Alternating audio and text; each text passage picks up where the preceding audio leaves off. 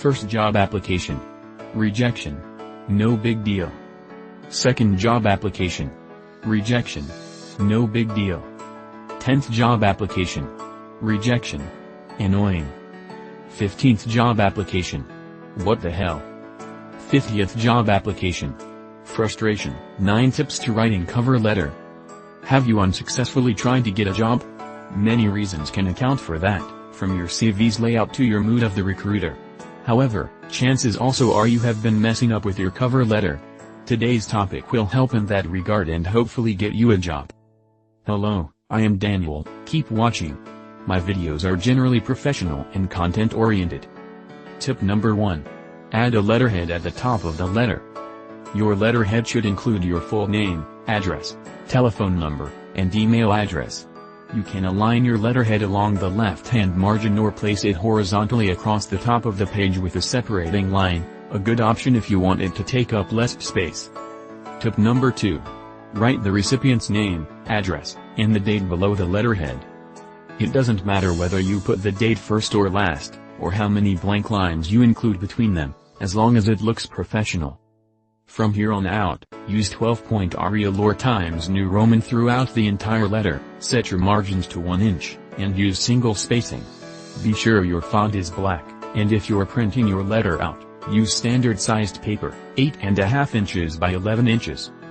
Tip number 3. Address the recipient. Be sure to refer to the recipient by his or her proper title, Mrs., Mr., Drive, etc. If you're not sure who the recipient is, write, "To whom it may concern," or "Dear Sir or Madam." However, it is always best to address a cover letter to a real person to make it look like you are not sending form letters. Tip number 4. State your purpose in the first paragraph. Tell the employer why you are writing to them in 2 or 3 sentences. State the position for which you are applying, or the one you would like to have should it become available. You don't necessarily need to include how you became aware of the position unless it was through a mutual contact or recruiting program, in which case you should make the most of the connection. Tip number 5. Outline your qualifications in the middle paragraphs. Make sure to match them to the requirements of the position. If you are writing to inquire about open positions, tell the employer how you can contribute to their bottom line, not what you want to get out of the deal. To do this, use what you have researched about the employer's background and history. Tip number 6. Include a positive statement or question in the final paragraph that will motivate the employer to contact you. Make this closing paragraph between 2 and 4 sentences. Direct the employer to your enclosed resume and make sure you specify that you're available for an interview.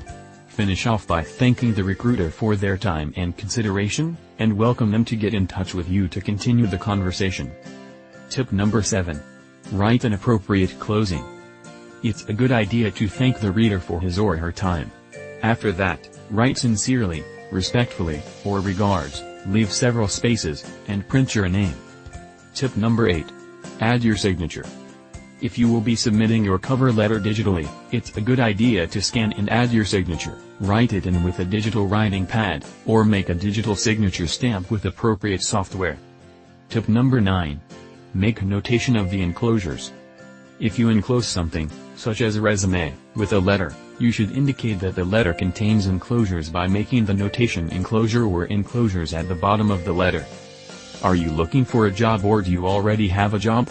How do you agree or disagree with our tips? Do you have other topics you would like us to cover? Let us know in the comment and we will release a video just for you. Subscribe.